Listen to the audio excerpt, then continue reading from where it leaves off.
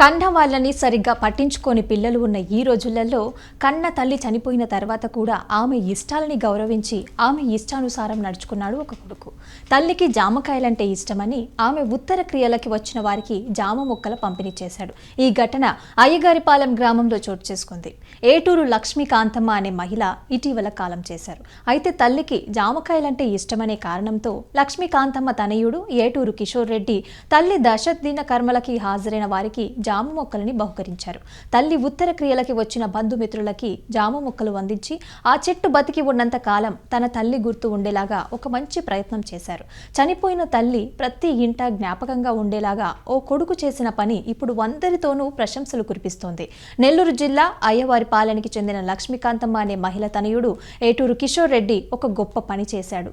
తల్లి ఉత్తర క్రియలకి వచ్చిన వారికి జామ మొక్కలు పంపిణీ చేశాడు. కిషోర్ రెడ్డి చేసిన పనిని ప్రతి ఒక్కరూ అభినందిస్తున్నారు.